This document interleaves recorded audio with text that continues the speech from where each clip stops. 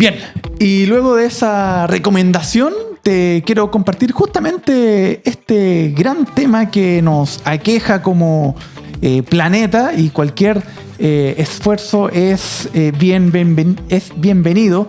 Me refiero a la sostenibilidad y también al cuidado del medio ambiente, a propósito de este taller que estamos siendo parte y al cual nos invitó LATAM.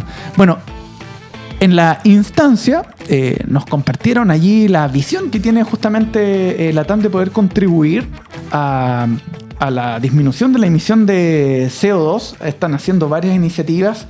Por ejemplo, ya el 97% de los plásticos de un solo uso han sido eliminados en toda la operación, y eso equivalen a más de 1.700 toneladas que ya no generan como basura. Eso es muy, muy importante. Bueno, tienen distintas alianzas para poder generar valor compartido. También algunas instancias interesantes de neutralización de CO2 con proyectos como por ejemplo en Colombia, donde más de 1,9 millones de toneladas de CO2 son compensadas desde el año 2020. Esto con distintas iniciativas con agricultores, con fundaciones, universidades y, por cierto, teniendo como aliados estratégicos distintas empresas, entre ellas LATAM. Bueno, es un problema de industria el tema de la generación CO2, y yo diría que lo más interesante de todo esto, que busca hacer un plan integral, por supuesto, de economía circular, es decir, que tengan menos insumos o materias primas nuevas que utilizar y de ese modo generar menos desechos. Bueno, como decía, es un problema de industria. Buscan también la colaboración porque, claro, cuando se habla de sustentabilidad no se trata de competir de quién es el más sustentable, sino que al contrario, cualquier innovación que uno descubra pueda compartirla con los demás y efectivamente contribuir a frenar el cambio climático. Ahí nos mostraban, bueno, que a través de este taller que realiza la Universidad Católica, de los distintos posibles escenarios que podría haber en el mundo con el aumento de la temperatura. Están en una cruzada en general desde Naciones Unidas y otras instancias de que el aumento no sea más allá de 1,5 grados, que ya es súper sensible para el ecosistema de todo el planeta, pero mostraron ahí escenarios con 2,5 grados, 3,5 grados o incluso 4, y la verdad que el panorama se vuelve muy, muy difícil con una desertificación creciente en el mundo. Y bueno, eso se emparenta un poquito con los proyectos que conversábamos la semana pasada aquí en el programa, de cómo a través de la agricultura intensiva podemos sacarle provecho a la tierra en condiciones extremas, y hay un montón de proyectos que se están haciendo aquí en nuestra ciudad, algunos apoyados por Corfo, orientados a través del Consorcio del Desierto. Bueno, lo hablábamos la semana pasada y los clips los puedes encontrar en las redes sociales de M Radio. ¿Y por qué lo emparento? Porque justamente si el panorama está así de sensible, ese tipo de proyectos van a ser muy importantes, y Arica es un punto importante de desarrollo de esas iniciativas. Bueno, el 2045, en este caso de LATAM, quiere tener menos del 60% de emisiones y también generar renovaciones de flota que justamente contaminen menos. Por ahí mostraban unos modelos de avión que en realidad más que hacerlos ellos, lo hacen las empresas grandes, Boeing, en fin. Parecen spinners. Ya no van a hacer esto así larguito, sino que justamente van a tener otra anatomía, por así decirlo. Otro diseño que va a permitir viajes mucho más largos y también utilizando menos recursos. El tema de la electromovilidad, por ejemplo, es algo que uno se preguntaría, bueno, está a nivel terrestre, ¿se podría poder realizar a nivel de aviones, por ejemplo? ¿O cuáles son las principales características del SAF, un combustible basado en combustible vegetal a base de caña de azúcar, de aceite de palma? Se están haciendo también investigaciones si las algas permiten generar este combustible. Bueno, vamos a escuchar en voz de un experto, del director de sustentabilidad de LATAM, Juan José Toá, sobre este y otros aspectos importantes para cuidar nuestro medio ambiente. Muy bien, Juan José Toá, director de sostenibilidad de LATAM. Una exposición bastante interesante sobre el presente y futuro de la compañía, pero además de la industria. Hablaba recién de la innovación con colaboración y están haciendo proyectos bastante interesantes. Sobre todo llamó la atención esto del combustible SAF. Si nos puede instruir sintéticamente en aquello. Los combustibles SAF van a jugar un rol importante en términos de la transición energética que permita que la industria aérea sea menos, contribuyente en términos de emisiones a la atmósfera. Sin embargo, el camino que nos queda en términos de poder contar con el SAF necesario, hay que pensar que hoy día tenemos de cada 1000 litros de combustible que se ocupan solamente uno es SAF. Poder desarrollar esta industria es un camino que va a tardar, que requerimos las políticas públicas para hacerlo, pero que evidentemente en la región creemos que tenemos condiciones que son muy favorables para poder avanzar en esa dirección. Así que de parte de la TAM está todo el compromiso de apoyar esa agenda, de poder seguir jugando el rol que nos corresponde para poder desarrollar el SAF como una solución al cambio climático. En simple, ¿el SAF, a diferencia del combustible convencional? La diferencia está en que mientras el combustible convencional, nosotros obtenemos el petróleo, digamos, del subsuelo y el carbono que trae se emite a la atmósfera al momento de la combustión.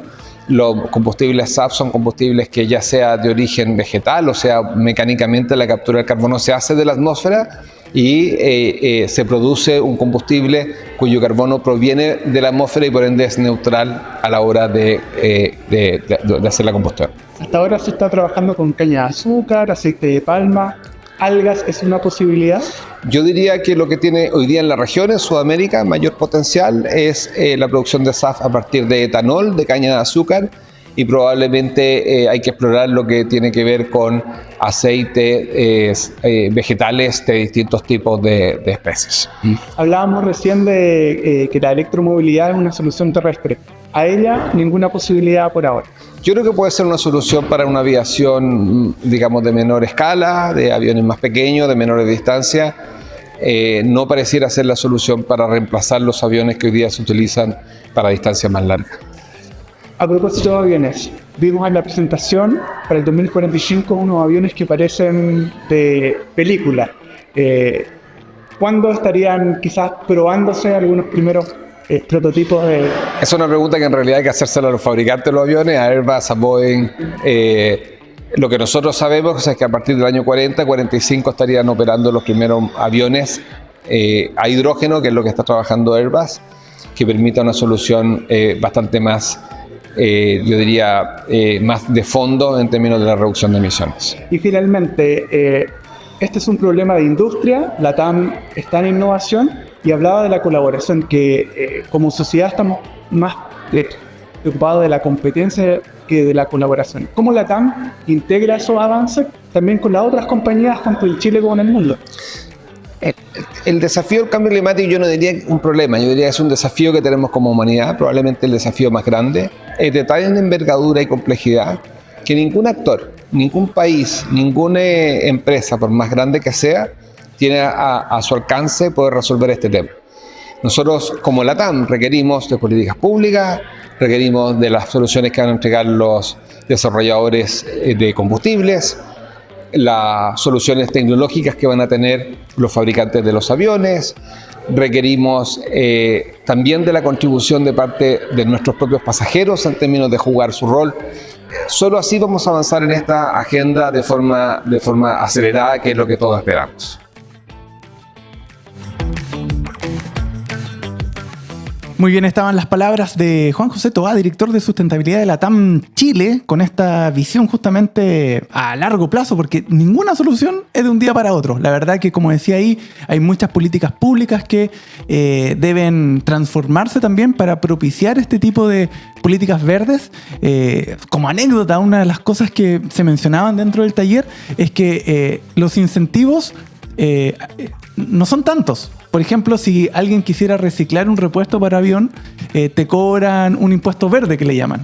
Pero en cambio, si quieres cambiarlo y traer otro totalmente nuevo, no te cobran ni uno. Entonces hay un tema ahí también de estímulo de justamente de la reutilización sea un camino viable y también más económico para que sea efectivamente un estímulo, un incentivo para las distintas empresas. Bueno, vimos la parte ya más tecnológica a partir de lo que decía el director de sustentabilidad de los aviones, del combustible, pero también hay iniciativas que buscan compensar a través de esta especie de responsabilidad social empresarial con otro tipo de proyectos. Y en Colombia está la Fundación Catarúen con una iniciativa bien interesante que busca la sustentabilidad de manera asociativa a través de los agricultores o propietarios de distintas fincas que le llaman allá a los campos, a las parcelas, y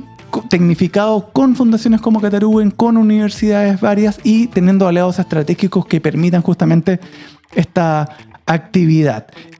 Hay mucho de enfoque de género también en estas iniciativas, ya va a un 35,6% de participación de mujeres. Buscan darle una mirada distinta a la trazabilidad y generar confianza, porque si bien los agricultores, los propietarios son muy de generar confianza persona a persona, cara a cara, también todo esto se tiene que cuantificar para que efectivamente sea un mercado y se estimule mucho más allá de quien esté apoyando circunstancialmente esta iniciativa. Es lo que muchas veces se llama gobernanza, que el mundo privado se junte con el sector público y genere esta sinergia con la sociedad civil para efectivamente haya una prolongación en el tiempo, en este caso de la regeneración o restauración de los territorios, para que las hectáreas que muchas veces están abocadas, no sé, a la ganadería y que generan mucho CO2 puedan tener una mayor participación vegetal y de esa manera bajar las emisiones. Conversamos con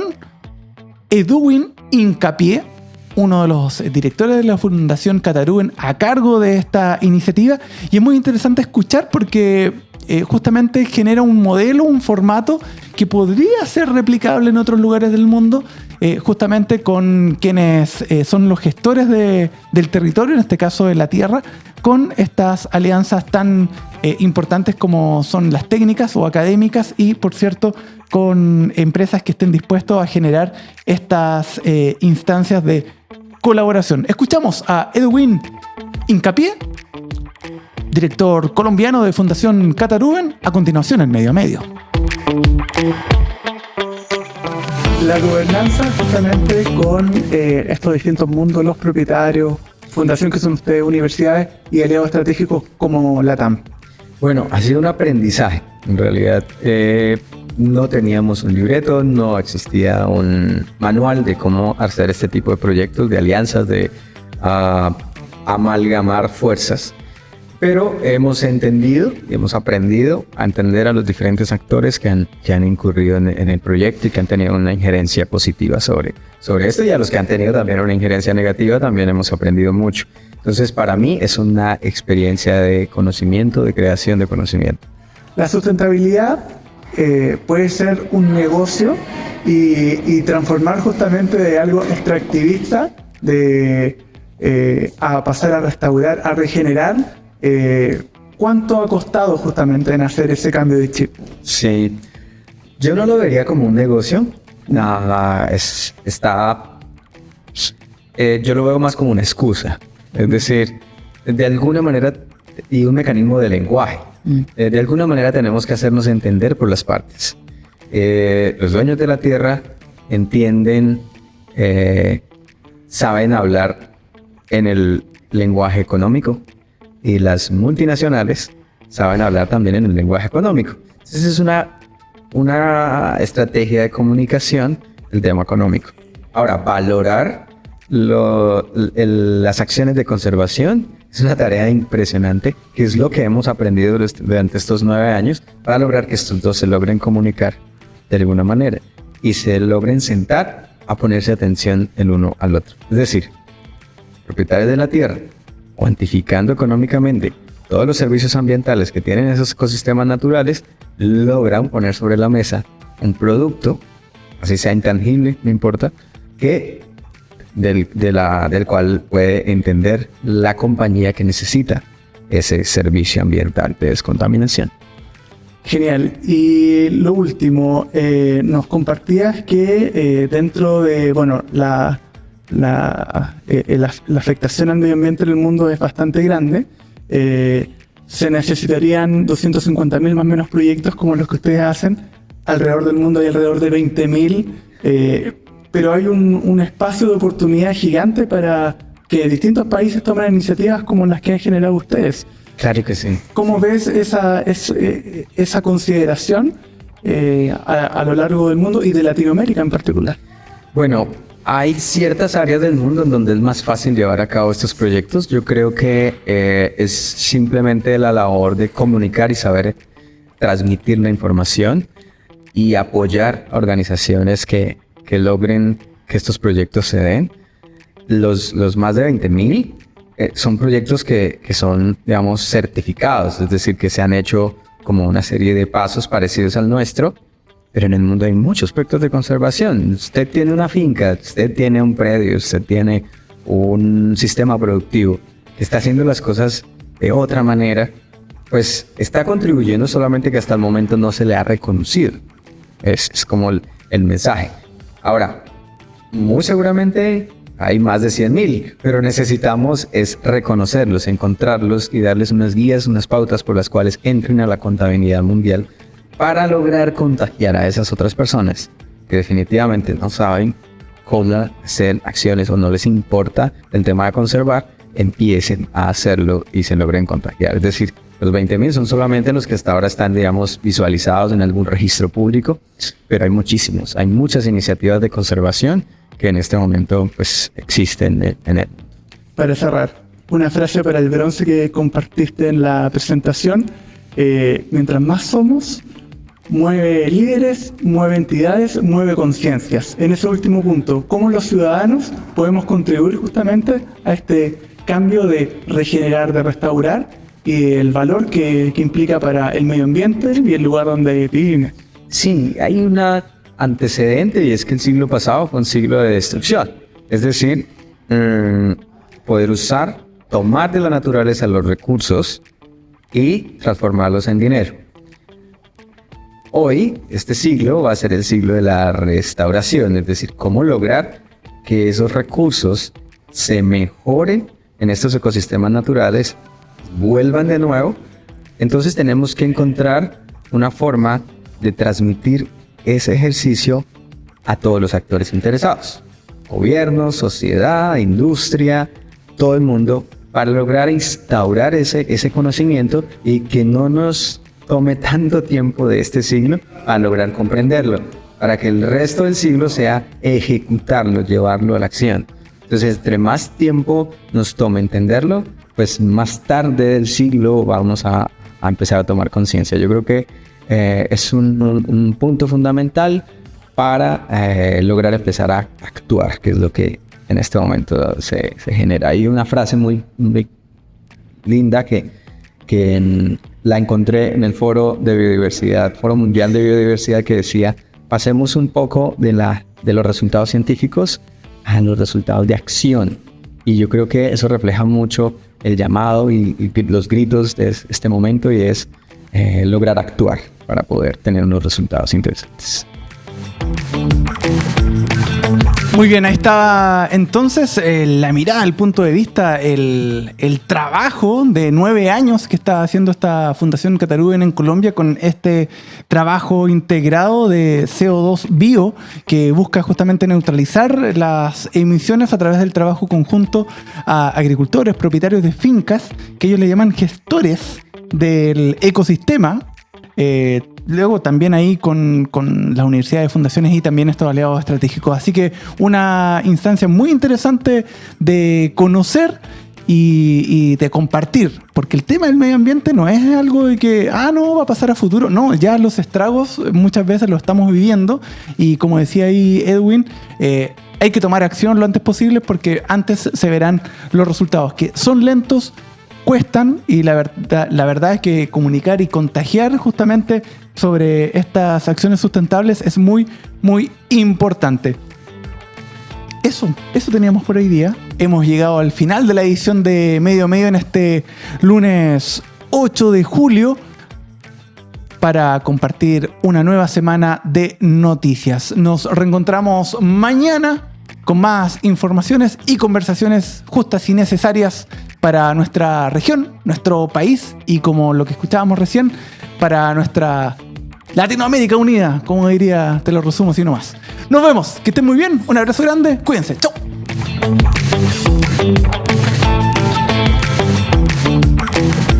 De norte a sur recorrimos la ciudad y el país a través de las noticias del día. Junto a Red Mi Voz, Cristian Mena volverá a disjoquear la actualidad con los temas que nos mueven.